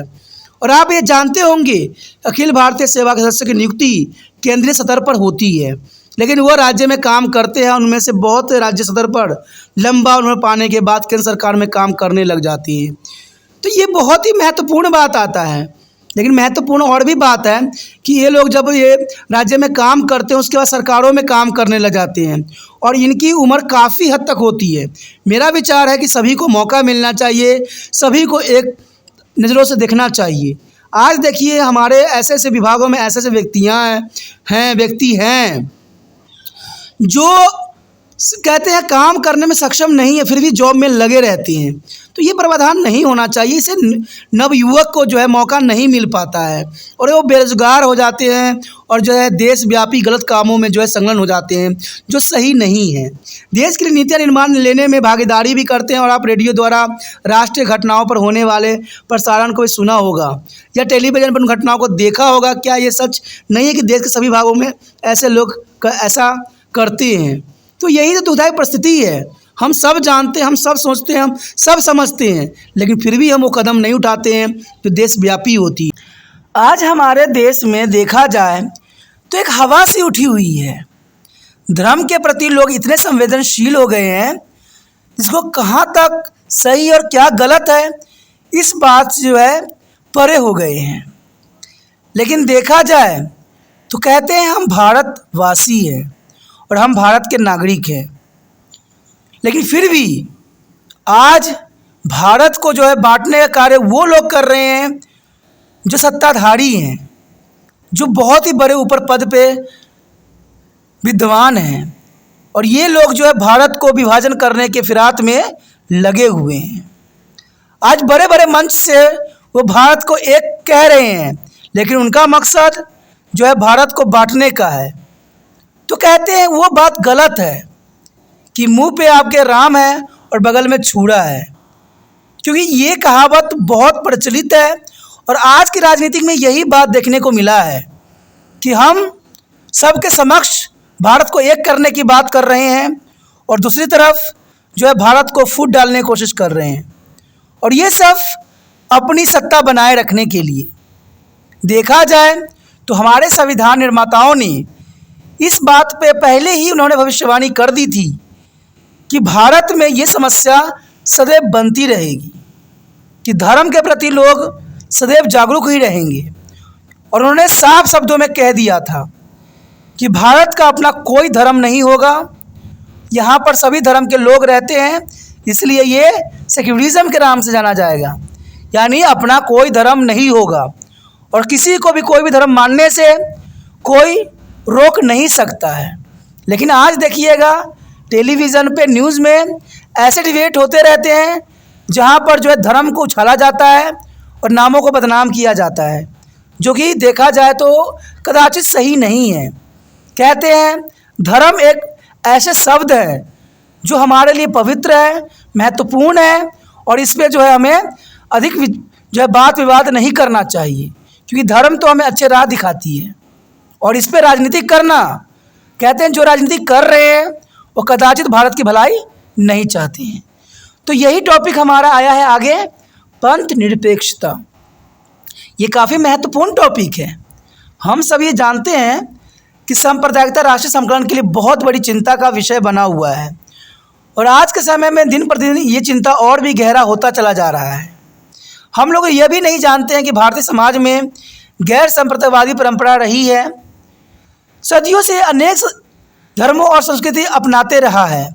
आपने देखा होगा सदियों से अनेक धर्म आई, अनेक जातियां आई और सब विलुप्त होते चले गए। पहले के समय में देखा जाए तो वर्ग के वर्ण के रूप में विभाजित थे, यानी शूद्र, वैश्य और आपको पता ही है ब्राह्मण, क्षत्रिय। तो उस समय ये रूल रेगुलेशन थी धर्मों को बांटने का, तो छुआछूत की भी भेदभाव थी उस समय। लेकिन आज आ गया हिंदू, मुस्लिम, सिख, ईसाई, जैन, फारसी। तो समय समय पे ये बदलता रहता है, लेकिन आने वाला समय में देखा जाए तो आज समाजों को 2 वर्गों में बांटा गया है। देखा जाए तो 3 वर्ग हैं, एक अमीर वर्ग कहलाएगा, एक मिडिल वर्ग कहलाएगा और एक गरीब वर्ग कहलाएगा। तो कहते हैं समय के साथ धर्म, संस्कृति भी बदल रही है, तो इंसान की सोच नहीं बदल रहा है। ये बहुत बड़ी चिंता का विषय है और ये सांप्रदायिकता के लिए बहुत चिंता का विषय बना हुआ है। अंतलीन करते रहा है, किंतु ब्रिटिश शासन के दौरान यहाँ के लोगों ने बांटने के लिए सांप्रदायिकता का प्रयोग भी किया था। आपने देखा होगा कि जब अंग्रेज़ों की दाल यहाँ पर नहीं गल रही थी, तब अंग्रेज़ों ने लास्ट अपना हथियार यूज़ किया था, फूट डालो राज्य करो की नीति। और इसके अंतर्गत उन्होंने कई वर्षों तक भारत में जो है अपनी सफलता कायम रखी, यानी भारत पे उनका जो है दबदबा बना रहा। और जब तक हिंदू मुस्लिम आपस में लड़ते रहे तब तक जो है अंग्रेज़ों की यहाँ पर बैठ बनी रही। लेकिन जब हिंदू और मुसलमानों ने, सिखों ने, सभी धर्मों ने ये बात समझ ली कि ये अंग्रेज़ों की नीति है कि वो हमें आपस में लड़ा के जो है भारत पे अपना कब्जा बरकरार रखना चाहते हैं, तब जाके कहीं भारत आज़ाद हुआ। लेकिन आज देखा जाए तो आज हमारे समाज में भी ये बात आज राजनीतिक नेता सब जो है बहुत ही खुलेआम यूज़ कर रहे हैं। और देखा जाए जो भारत के प्रतिनिधि होते हैं, जो कहते हैं पूरा भारत का रिप्रेजेंट करते हैं, अगर वो धर्मों के रिगार्डिंग चलने लग जाए तो भारत में एकता कहाँ से बरकरार रहेगा।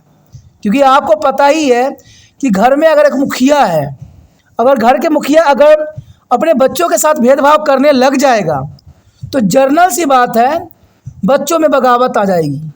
तो जब देश को रिप्रेजेंट करने वाले ही हिंदू, मुस्लिम, सिख, ईसाई की गाना गा रहे हैं तो देश को एकता के सूत्र में कौन पिरोएगा? ये बहुत बड़ा प्रश्न है। और मैं ये प्रश्न साफ तौर पे कहता हूँ, बड़े बड़े लोगों से करता हूँ, ऐसा आप क्यों कर रहे हो? भारत कि कॉन्स्टिट्यूशन में बात लिखी गई है कि भारत का अपना कोई धर्म नहीं होगा, यहाँ पर सभी धर्म के लोग रहेंगे, खुशहाली भरा जीवन जिएंगे, जिसको जो पसंद आएगा, जिस धर्म में जाना चाहे वो जा सकते हैं, किसी भी धर्म को अपनाने, किसी धर्म में जाने से कोई किसी को रोक नहीं सकता। जब ये बात कॉन्स्टिट्यूशन में साफ शब्दों में लिखी गई है तो आप एक धर्म भारत को क्यों बनाना चाहते हो?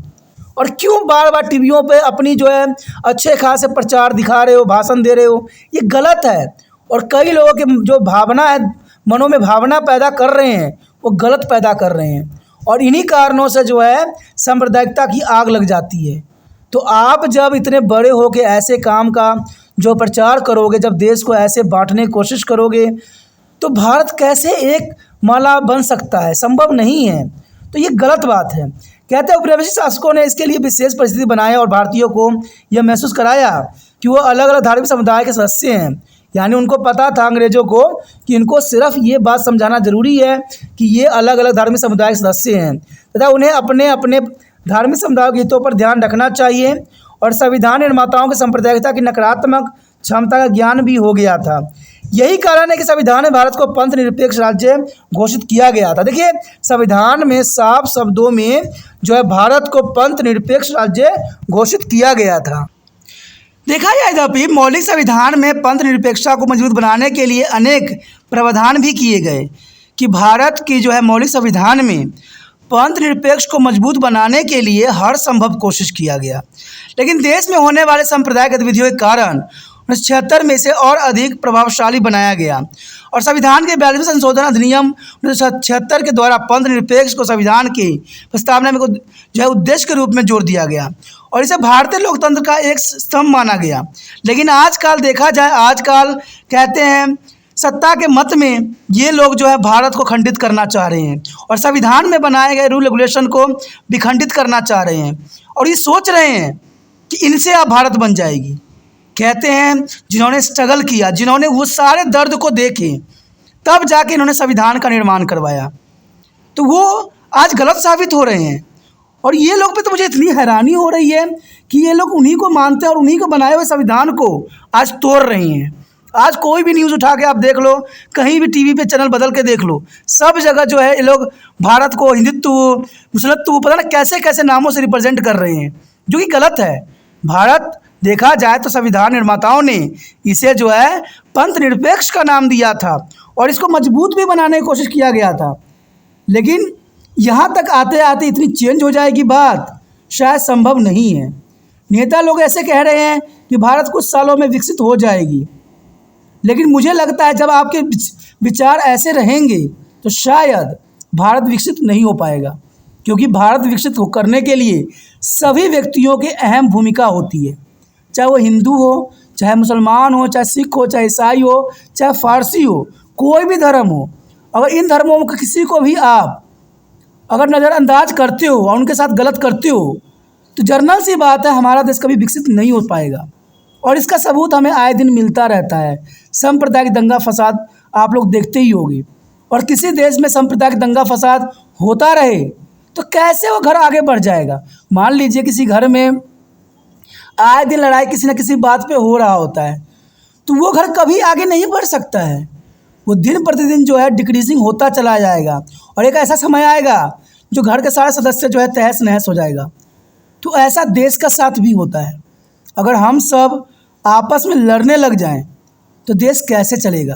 कहते हैं देश के जो प्रथम होते हैं, जो कहते हैं इम्पोर्टेंट होते हैं व्यक्ति, और जो बड़े बड़े पद पे होते हैं उनके लिए सारे व्यक्ति जो है बच्चों के समान होता है।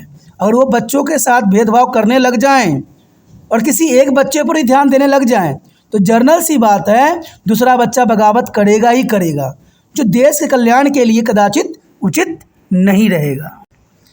अब हमारे समक्ष आया जो है पंथ निरपेक्षता का अर्थ। ये काफ़ी महत्वपूर्ण है। पंथ निरपेक्षता का अर्थ कहते हैं क्या पंथ निरपेक्षता होती है, ये जान लेना भी हमारे लिए ज़रूरी है कि संविधान में आखिर इसको पंथ निरपेक्षता का नाम क्यों दिया गया और इसमें ऐसी क्या बात थी जो आज के नेता लोग जो है इन बातों को इग्नोर कर रहे हैं और अपनी सिक्का चलाने के जो है फिरात में लगे हुए हैं। देखा जाए तो इस अवधारणा का बदले कई बार धर्मनिरपेक्षता का भी प्रयोग किया जाता है। और आपने कुछ व्यक्तियों को यह कहते सुना होगा कि मैं धर्मनिरपेक्ष हूँ। कुछ लोग कई राजनीति यह भी कहते हैं कि संविधान में कृत्रिम पंथ निरपेक्षता सेक्युलरिज्म का प्रावधान है, इसलिए पंथ निरपेक्षता का सही अर्थ समझना आवश्यक है। पंथ निरपेक्षता का अर्थ और धार्मिक धर्म विरोधी होना नहीं है। कृत्रिम पंथ निरपेक्षता का पद का प्रयोग राजनीतिक उद्देश्य के लिए किया जाता है सदैव। यानी मैं धर्मनिरपेक्ष हूँ, यानी मेरा कोई धर्म नहीं है और मैं सभी धर्म को मानता हूँ, ये विचारधारा होता है। कोई व्यक्ति धर्मनिरपेक्ष कहता है तो इसका मतलब हुआ कि वो किसी भी धर्म को नहीं मानता है, वो सभी धर्म को जो है से अलग है, वो नेचर को मानता है और नेचर ही सबसे बड़ा संविधान है। कहते कोई भी आप धर्म देख लीजिए, नेचर को ही प्राथमिकता दी गई है, क्योंकि जहाँ से हमें हवा आ रही है, पानी आ रही है, वही सबसे बड़ी है। इसलिए पंथ निरपेक्ष सही अर्थ समझना काफ़ी जरूरी होगा। और पंथ निरपेक्ष का अर्थ अधार्मिक और धर्म विरोधी विश्वास नहीं होता है। कृत्रिम पंथ निरपेक्षता पद का प्रयोग राजनीतिक उद्देश्य के लिए सिर्फ किया जाता है। वास्तव में पंथ निरपेक्ष का अर्थ से सभी धर्मों को समानता तथा जो है धार्मिक सहिष्णुता है। इसका अर्थ को दो संदर्भ यानी राज्य के संदर्भ एवं व्यक्तियों संदर्भ में समझना काफ़ी महत्वपूर्ण रहेगा। राज्य संदर्भ में पंथ निरपेक्ष का यह अर्थ है कि भारत का कोई औपचारिक राज्य धर्म नहीं है। देखिए कितनी महत्वपूर्ण बात की तरफ यहाँ इशारा किया गया है। और ये मुझे आज समझ नहीं आ रहा है कि बड़े बड़े जो लोग होते जो पढ़ लिख के जाते हैं, जो बड़े बड़े अफसर बन जाते हैं, वो भी तो ये किताब पढ़ते होंगे, संविधान के भी उनका ज्ञान होगा। लेकिन जब उनके बातें हम सुनते हैं तो मुझे तो लगता है कि उन्होंने कुछ भी पढ़ाई नहीं किया है, सिर्फ देश में आग लगाने की बात उन्होंने सीखा है। जब यहाँ क्लियर लिख रखा है कि पंथ निरपेक्षता का अर्थ होता है भारत का कोई औपचारिक राज्य धर्म नहीं है, यानी भारत का अपना कोई धर्म नहीं है। यहाँ पर सभी धर्म के लोग रहते हैं, सभी धर्म के लोगों को सामान्य दृष्टि से देखना है। और मान लीजिए जो व्यक्ति पूरे देश का रिप्रेजेंट कर रहे हों, उनको तो ये विचार सोचना भी नहीं चाहिए, क्योंकि वही तो राष्ट्र होते हैं, और जब राष्ट्र ही गलत सोचने लग जाए तो बाकियों का क्या। सरकारों को किसी भी धर्म पक्ष नहीं लेना चाहिए। ये साफ शब्दों में संविधान में लिखा गया है कि सरकार को किसी भी धर्म का पक्ष नहीं लेना चाहिए। लेकिन आजकल देखिए राजनीति में कैसे सिक्का लोग जमा रहे हैं। हिंदू, मुस्लिम, सिख, ईसाई आए दिन बोल बोल के एक दूसरे को धर्मों को गलत साबित करने पे लगे हुए रहते हैं। अरे धर्म बहुत ही महत्वपूर्ण होता है, वो हमें अच्छे राह दिखाता है। हमें ये नहीं कहता कि हमें आपस में मारना चाहिए, काटना चाहिए। और आप लोग सिर्फ इतनी इसीलिए करते हो कि आप कैसे अपना सीट बचा सकते हो, और सीट बचाने के लिए किसी व्यक्ति के जान लेना ये सही नहीं है। आप सोचते हो कि आप सफ़ेद कपड़े पहनते हो इसलिए क्योंकि हमारा तो काम ही है कि मुर्दों के ऊपर बैठना, तो ये गलत सोच रहे हो। क्योंकि कहते हैं समय बदलते देर नहीं लगता है, और ये हमारे संविधान में लिखा हुआ है कि भारत का अपना कोई औपचारिक धर्म राज्य नहीं होगा। सरकार को किसी भी धर्म का पक्ष लेने की अधिकार नहीं है, और जो सरकार किसी धर्म की वकालत करता है उसकी सरकार 100% गिरेगी, इसमें कोई दो राय नहीं है। न भी किसी धर्म के विरोधी है सरकार, न तो किसी धर्म का पक्ष लेगा और न ही किसी धर्म के विरोधी होगा। लेकिन आज देखा जाए राजनीतिक में तो हर एक व्यक्ति जो है, हर एक राजनीतिक नेता धर्म के ही आड़ में पड़े हुए हैं। तो ये कहाँ तक उचित है, कहाँ तक न्याय संगत है। ये बात आप बच्चे सोच रहे हो, पढ़ते हो, देख भी रहे हो, सोच भी रहे हो। क्या आप ऐसी बातें समझ सकते हो कि जो ये बड़े बड़े नेता लोग हैं जो ऐसी बातें करते हैं, जबकि यहाँ साफ शब्दों में लिखा हुआ है कि सरकार को किसी धर्म का पक्ष नहीं लेना है, न ही किसी भी धर्म के विरोधी होना है। तो ये काफ़ी महत्वपूर्ण संविधान में पहले लिख दी गई थी, और संविधान लिखने वाले ने बात साफ साफ जान गए थे कि भविष्य में लोग सत्ता के लिए कुछ भी करने को तैयार होंगे, और ये सिर्फ लोगों के सामने ये बोलेंगे कि हम देश को विकसित कर देंगे। जब आपके मन में ही सांप्रदायिक की भावना है तो देश विकास की राह पे कैसे चल पाएगा। राज्य सभी धर्मों को सामान्य मानना चाहिए। देखिए राज्य जो होती है सभी धर्मों को साथ लेके चलना है, वो किसी एक धर्म के विरोधी नहीं है, और उसके मन में जो है भेदभाव नहीं होना चाहिए, उनका आदर करता है। देखिए सर जो है राज्य सभी धर्मों को सामान्य मानता है और वो सभी धर्मों को आदर करता है, किसी एक धर्म की प्रचार नहीं करता है। सभी नागरिकों को चाहे उसका कोई भी धर्म हो कानून के सामने सामान्य होगा। सरकारी या सरकार के अनुदान से चलाए जा रहे विद्यालयों में धार्मिक शिक्षा नहीं दी जा सकती है। ये भी प्रावधान किया गया है कि विद्यालय में धार्मिक शिक्षा नहीं दी जा सकती है। लेकिन आज देखा जाए तो धार्मिक शिक्षा भी जो है विद्यालयों में दी जा रही है, और कई बार आपने न्यूज़ में भी देखा होगा। इसमें तो कहने वाली बात ही नहीं है कि विद्यालय में धार्मिक शिक्षा देने की इजाज़त नहीं है, ये संविधान में लिखी हुई है। किंतु वहाँ विश्व के सभी धर्मों के बारे में सामान्य सूचनाएं दी जा सकती है, यानी धर्मों के बारे में सूचनाएं दी जा सकती है, बताई जा सकती है, लेकिन उसका शिक्षा नहीं दी जाएगी। ऐसा करते समय किसी भी एक धर्म को अधिक महत्व नहीं दिया जा सकता। अब देखिए आप जिस धर्म के बारे में पढ़ेंगे आप उसी धर्म को जो अधिक मानेंगे, प्रायोरिटी भी उसी को धर्म को देंगे। लेकिन जैसे हम देखा गया है कि भारत किसी भी धर्म को जो है इतना अधिक महत्व नहीं देता है, ना किसी धर्म को जो है न मानने की इजाज़त देता है, यानी धर्म निरपेक्ष हमारा देश है। इसलिए स्कूलों में जो है धर्म के अंतर्गत शिक्षा देने की संपूर्ण मनाही है, क्योंकि भारत को एक धर्म में नहीं बदलना है। भारत तो कई धर्मों के देश है, यहाँ पर सभी धर्म के लोग रहते हैं, प्यार से रहते हैं, सहानुभूति के साथ रहते हैं। व्यक्ति संदर्भ में पद निरपेक्ष का और सर्वधर्म संभाव है, अर्थात व्यक्तियों के द्वारा सभी धर्मों को सामान्य आदर देना है। ये काफ़ी महत्वपूर्ण है। अगर आप किसी धर्म को नहीं मानते हो, लेकिन इतना तो कर अवश्य सकते हो कि आपका सर झुक जाए। क्यों? क्योंकि उसको सारे लोग मानते हैं, बहुत से लोग मानते हैं, लाखों लोग मानने वाले हैं, और जिसको लाखों लोग मानने वाले होते हैं वो सर्वोपरि होते हैं। प्रत्येक व्यक्ति को अपने द्वारा चुने गए धर्म को अवैध रूप से जो है मानने, आचरण और जो है प्रचार करने का अधिकार है। देखिए आप धर्म का प्रचार कर सकते हो, मान सकते हो, लेकिन ज़बरदस्ती किसी को धर्म अपनाने के लिए विवश नहीं कर सकते। सभी नागरिकों को अन्य सभी धर्मों का वैसा ही आदर करना चाहिए जैसा वो अपने धर्म के करते हैं। बात सही है कि आपको वैसा ही धर्म का आदर करना चाहिए जैसे आप अपने धर्म को आदर करते हो। कोई भी धर्म व्यक्ति को दूसरे कि अवहेलना करने का, घृणा करने की आज्ञा नहीं देती है। हमारे संविधान में इस बात को पुण्य खंडित किया गया है कि आप अवहेलना नहीं कर सकते, घृणा नहीं कर सकते। सभी व्यक्ति महत्वपूर्ण होते हैं, चाहे वो किसी भी धर्म में विश्वास रखते हों। अब चित्र में भी आप साफ देख सकते हो कि यहाँ पर जो है 3 धर्म को दर्शाया गया है, जो कि काफ़ी महत्वपूर्ण है। कहते हैं आप किसी भी धर्म को मान सकते हो, किसी भी धर्म विश्वास कर सकते हो, लेकिन दूसरे धर्म को जो है आप गलत नहीं कह सकते, ना दूसरे धर्म के प्रति कोई भी घृणा वाली भावना रख सकते हो, क्योंकि सबका धर्म सर्वोपरि है। जितना आप अपने धर्म से प्यार करते हो, उतना ही दूसरे धर्म को भी सम्मान देने की आवश्यकता है, क्योंकि ईश्वर तो एक है, ईश्वर थोड़ी इतने सारे हैं। कहते हैं ईश्वर एक ही हैं और ईश्वर सर्वोपरि है। उसके पश्चात हमारे समक्ष आता है संविधान के पंथ निरपेक्षता। देखिए, हमने ऊपर देखा है कि भारत को एक पंथ निरपेक्ष राज्य बनाने के लिए संविधान में विभिन्न प्रावधान किए गए हैं। भारतीय संविधान में अपनी प्रस्तावना और विशेष रूप से अपने मौलिक अधिकारों तथा राज्य के नीति निर्देश तत्वों को अध्याय के माध्यम से भारत में समानता एवं भेदभाव रहित सिद्धांत पर आधारित एक पंथ निरपेक्ष राज्य का निर्माण किया गया है।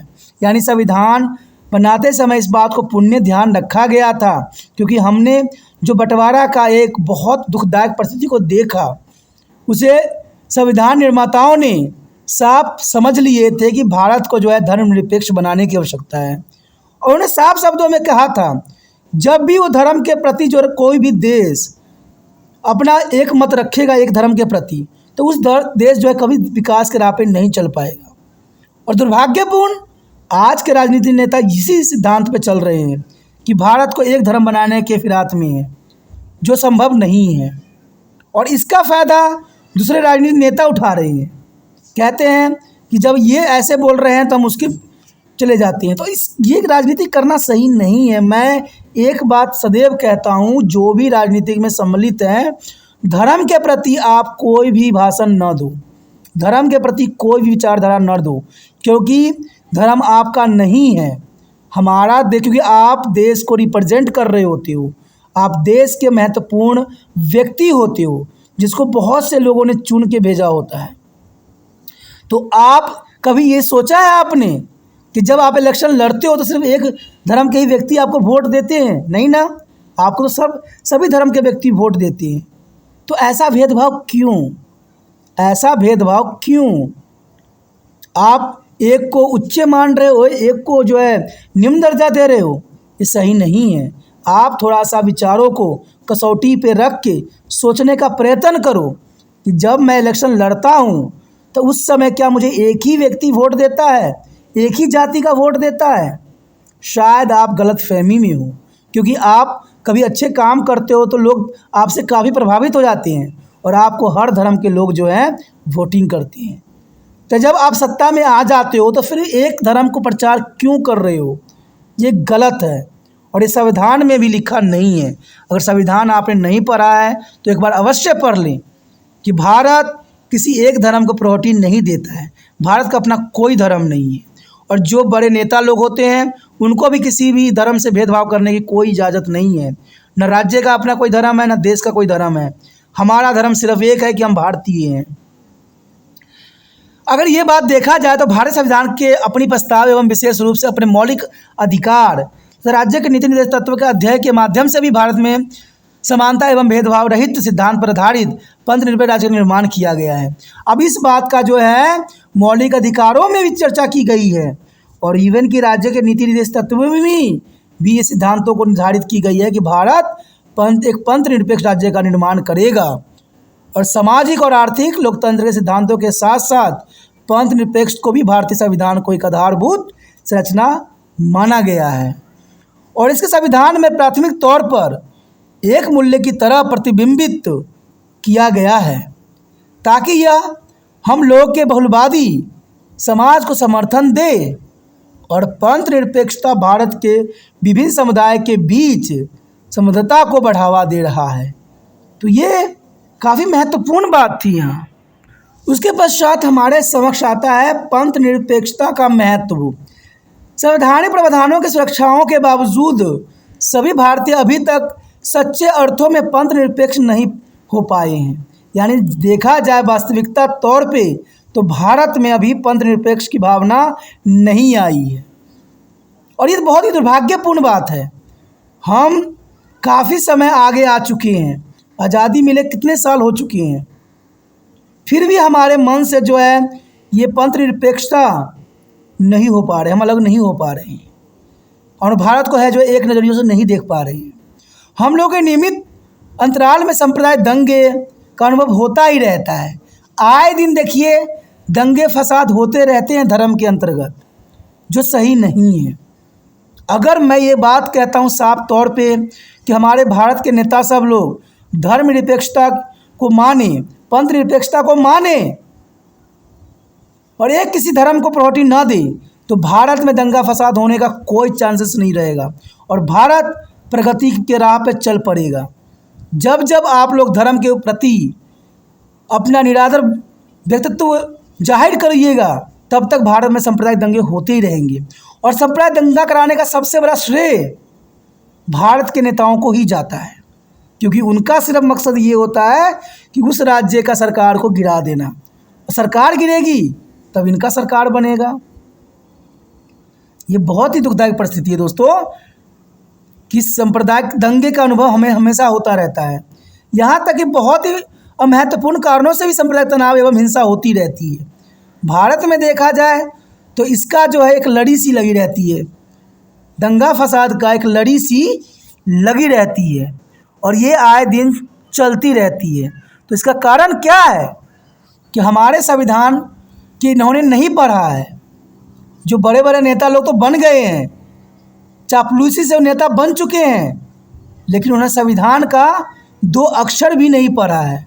मैं तो एक विश्वास कहता हूं कि सरकार में एक रूल रेगुलेशन चेंज होना चाहिए कि संविधान सभी को पढ़ाना चाहिए, कि बड़े बड़े हमारे जो पूर्वजों ने जो लिख के दिया है, रखा हुआ है, उन संविधानों को पढ़ें और समझें कि भारत एक है और भारत का कोई अपना धर्म नहीं है।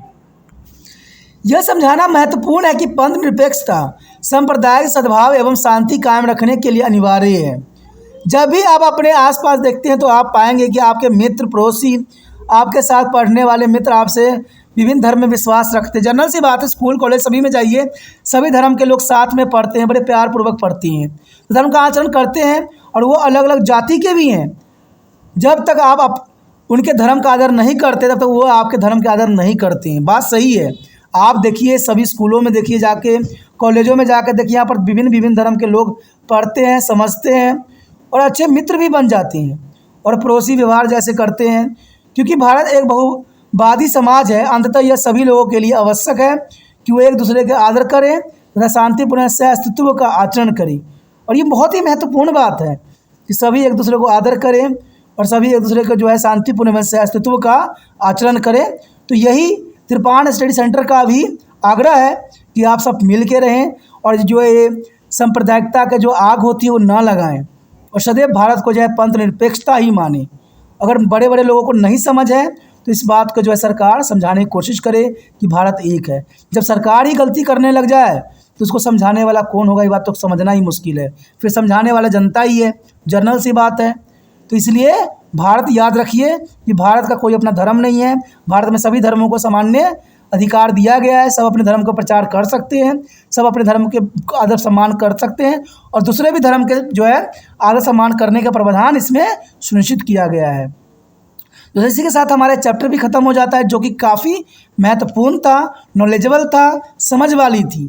कहते ये समझ लेते हो तो आपका जो है भारत के प्रति जो है नज़रिया ही बदल जाएगा और आपको समझ में आ जाएगा कि भारत जो है धर्मनिरपेक्ष है, भारत का अपना कोई धर्म नहीं है। ठीक है, इसी के साथ हमारा टॉपिक भी ख़त्म है। ठीक है दोस्तों, अगर आपको अच्छा लगा, समझ में आया और सच्चे मन से आप देश की सेवा करना चाहते हो या त्रिपाण स्टडी सेंटर का हेल्प करना चाहते हो, तो मैं चाहता हूं कि जब ये बात आपको समझ में आ गई तो हर एक व्यक्ति को समझ में आना चाहिए। कहते हैं पढ़ाई के माध्यम ही समझ का माध्यम बनता है। जब पढ़ाई हम करते हैं तो हमारे जो नेत्रों पर पड़ी हुई धूल साफ़ हो जाती है और मैं चाहता हूं कि हर एक व्यक्ति का साफ़ हो और भारत जो है तरक्की के राह पे चले, ना कि ये सांप्रदायिक दंगे फसादों में अपना जीवन व्यस्त करे। क्योंकि इससे न जाने कितने बच्चे, कितने माँ, कितने लोगों को हानि पहुंचता है, इसका कल्पना करना संभव नहीं है। ठीक है, तो जितना हो सके इस वीडियो को शेयर कीजिए। शेयर करके ही आप जो है एक अच्छे नागरिक का कर्तव्य निभा सकते हो, क्योंकि ये सिलेबस के साथ साथ एक अच्छी बातें भी हैं। ठीक है, अगर आप पहली बार वीडियो देख रहे थे, चैनल को अवश्य सब्सक्राइब करके रख लीजिए, कि सब्सक्राइब नहीं कीजिएगा तो आने वाला वीडियो का नोटिफिकेशन आपको शायद प्राप्त नहीं हो पाएगा। इसलिए सोचिए नहीं, विचार न कीजिए, चैनल को सब्सक्राइब करके अपने मोबाइल में सेव कीजिए।